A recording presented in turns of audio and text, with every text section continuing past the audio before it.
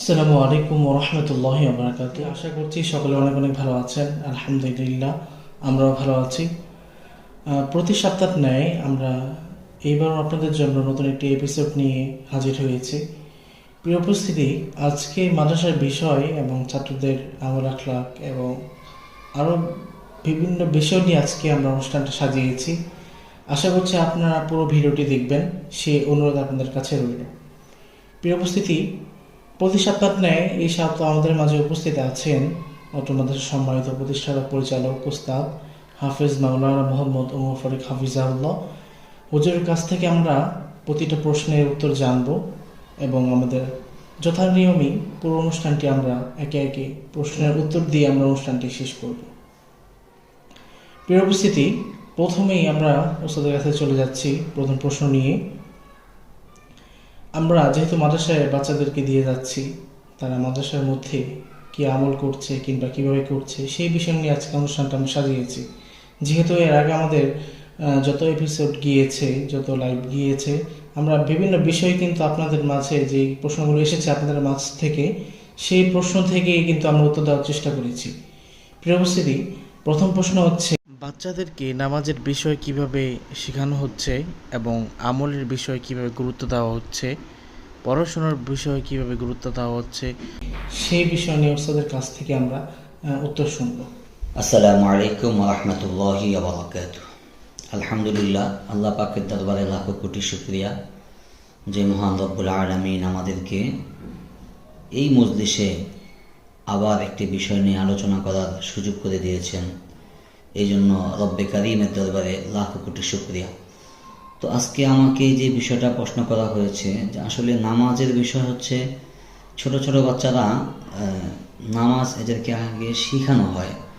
যেমন গার্ডিয়ানদের পক্ষ থেকে অনেকেই কমপ্লেন করে যে ওরা যখন বাসায় থাকে এদেরকে নামাজ পড়তে বললে এরা নামাজ পড়ে না।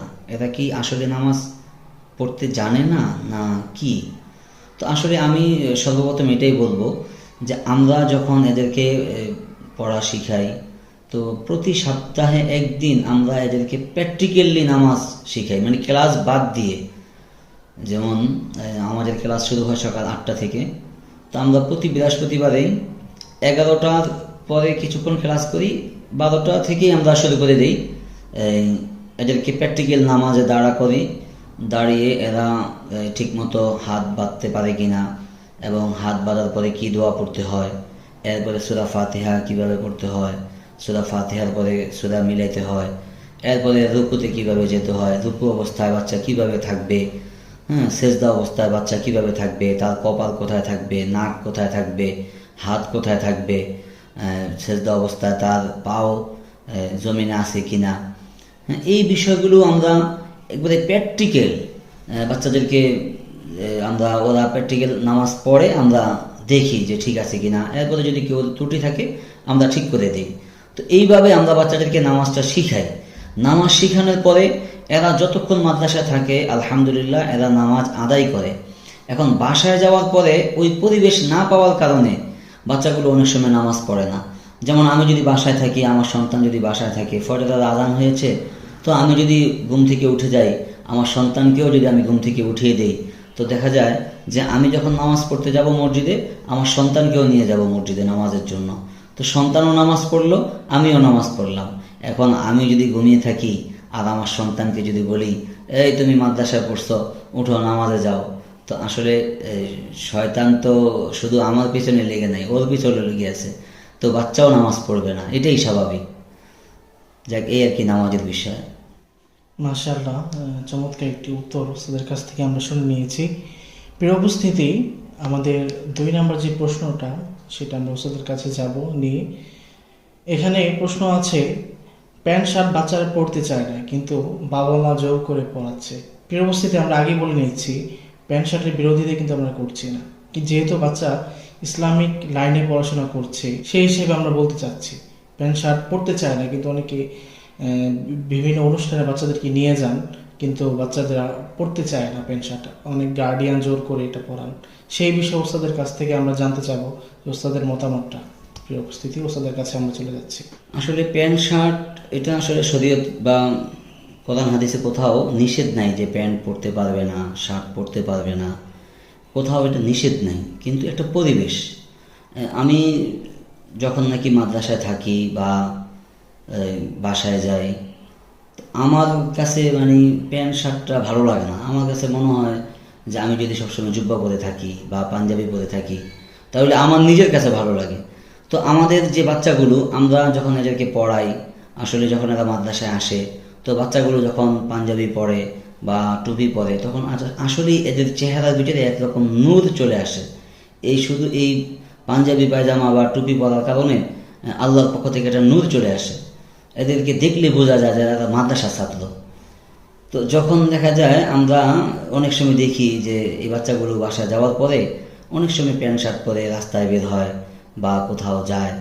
তো যখন এদেরকে প্রশ্ন করা হয়, বাবা তুমি তো মাদ্রাসা পড়তেছ, তো এই প্যান্ট শার্ট পরে বাইরে যাওয়া এটা কেমন জানি দেখা যায়, এটা না পড়লে কি হয় না? যেহেতু তুমি মাদ্রাসা পড়তেছ তাহলে ইসলামিক পোশাকটা পরলেই তো ভালো হয়। আলেমদের পোশাক হচ্ছে পাঞ্জাবি পায়জামা জুব্বা, তো তুমি যেহেতু আলেম হবা, তো এই পোশাকটা পরলে তো ভালো হয়। অনেক সময় বাচ্চারা আমাদেরকে বলে যে আব্বু আম্মু জোর করতেছে যে অনুষ্ঠানে যাবে, এই অনুষ্ঠানে পাঞ্জাবি পায়জামা না পরলে ভালো হয়, এই অনুষ্ঠানে আমরা প্যান্ট শার্ট পরে তোমাদেরকে নিয়ে যাব।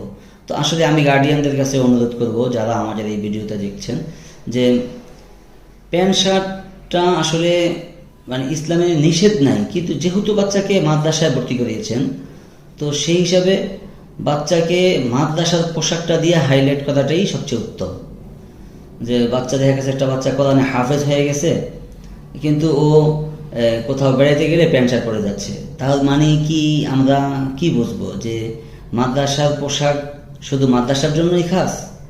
না, আল্লাহ কোরআন শরীফ শুধু মাদ্রাসার মসজিদের জন্য নাজিল করে নাই, সারা দুনিয়ার মানুষের জন্য, সমস্ত রাষ্ট্রের জন্য, সমস্ত মানুষের জন্য, প্রত্যেকটা ঘরের জন্য, সবার জন্য, আমাদের প্রত্যেকের 3.5 হাত বডির ভিতরে যেই মানুষটি আছে, এই প্রত্যেকটা মানুষের জন্য এই কোরআন।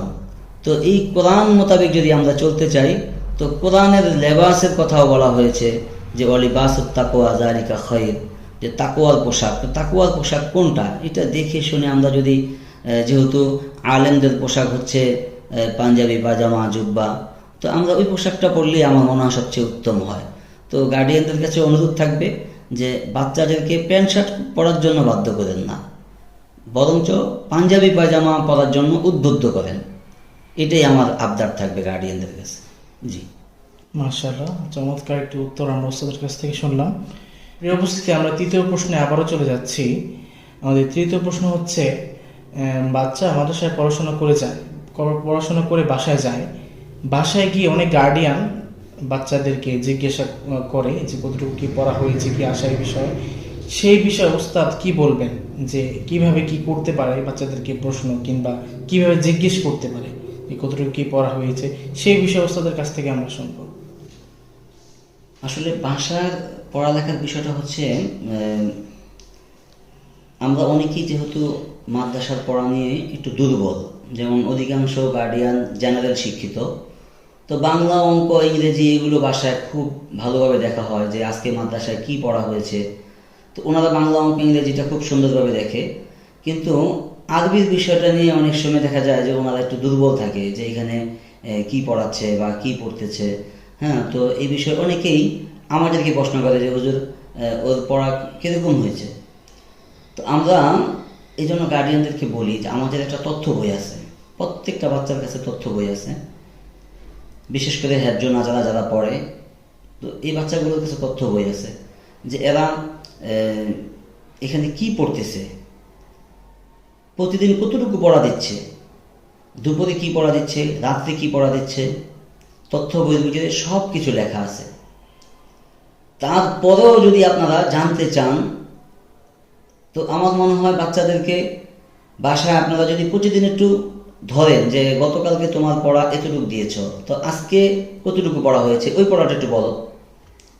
এইভাবে যদি প্রতিদিন আপনারা একটু জিজ্ঞেস করেন, তো দেখা যায় যে বাচ্চাও আপনার কাছে একটা কৈফিয়ত দেওয়ার জন্য, সেও প্রতিদিন মাশাআল্লাহ দিলে পড়ার জন্য আগ্রহী থাকবে। যে আজকে গেলেও তো বাসায় আমাকে জিজ্ঞেস করবে যে আরবিটা কতটুকু হয়েছে। তো আমি কায়দা পড়তেছি, কায়দা আমি আজকে 5 নম্বর পৃষ্ঠায় আছি, তা আগামীকালকে যাওয়ার পরে যখন আমি বলবো যে 5 নম্বর পৃষ্ঠার 1 লাইনেই আছি আমি, তখন আমাকে জিজ্ঞেস করবে যে তুমি আজকে কি পড়া দেও নাই? তা আমি একদিন বললাম যে আমি পড়া দেই নাই, পরের দিনও যদি আমি একই কথা বলি, তখন এবার গার্ডিয়ান তো অবশ্যই প্রশ্ন করবে তুমি পড়া দেও নাই না ওস্তাদজি পড়া নেয় নাই।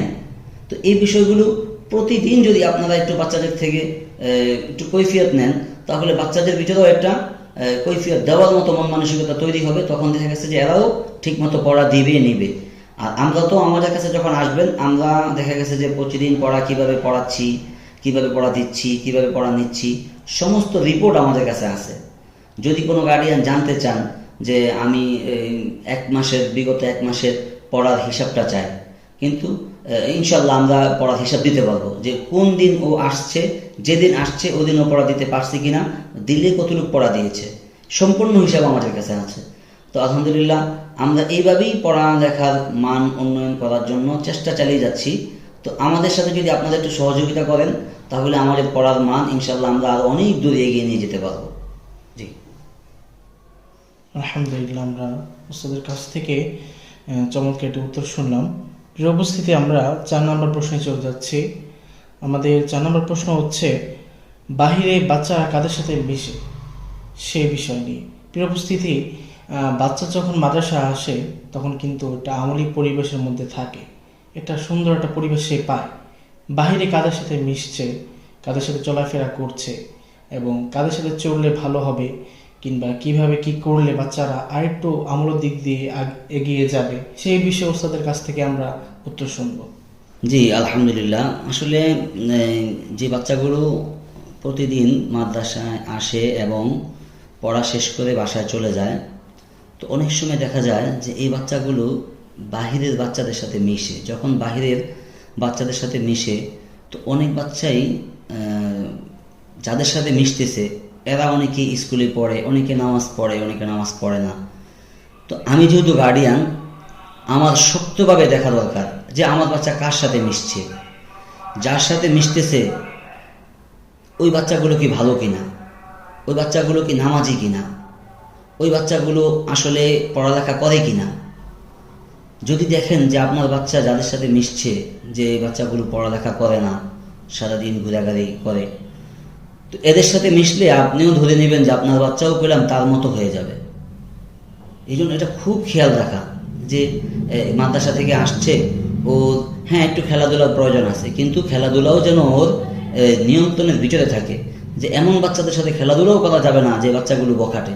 দেখা গেছে যে একটা বাচ্চা খেলাধুলা করতে গেছে, এমন একটা বাচ্চার সাথে চলাফেরা করতেছে যে বাচ্চাটা একটা গালি দিছে, ওই গালিটাই গেলাম আপনার সন্তানও শিখবে। শিখার পরে এখন দেখা যায় মাদ্রাসায় আসার পরে সে ওই গালিটা তার কোনো বন্ধুকে রিপিট করছে।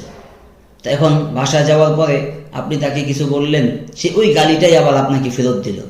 এখন আপনি বলবেন, আরে মাদ্রাসায় পড়াইতেছি, মাদ্রাসায় যাওয়ার পরেও তো আসলে গালি শিখে আসছে। আসলে মাদ্রাসা তো আর গালি শিক্ষা দেওয়া হয় না। দেখা যায় যে সে যখন বাসায় যায় বা রাস্তাঘাটে কোথাও ঘুরতে যায়, তার বন্ধু বান্ধব কেউ থেকে সে এরকম গালি শোনার পরে এটা তার জেহানে বসে যায়। মাদ্রাসায় আসলে সে ওই তার যারা বন্ধু বান্ধব আছে তাদের সামনে গালিটা দেয়। বাসায় যখন যায় তখন তাকে কিছু বললে, ধমক দিলে সে ওই গালি দেয়। তো আসলে এই বিষয়টা আমরা খুব খেয়াল রাখবো যে আমার সন্তান এই গালিগালাজ যেন না শিখে, ও যেন ভালো বাচ্চাদের সাথে চলাফেরা করে। যে বাচ্চাগুলো নামাজ পড়ে তাহলে আপনার সন্তানও নামাজি হবে, যে বাচ্চাগুলো বখাটে ওদের সাথে যদি চলাফেরা করে তাহলে আপনার সন্তানও বখাটে হবে। এই বিষয়টা আমি গার্ডিয়ানদের কাছে অনুরোধ করব, খুব খেয়াল রাখবেন। বর্তমান সমাজ খুবই নোংরা সমাজ।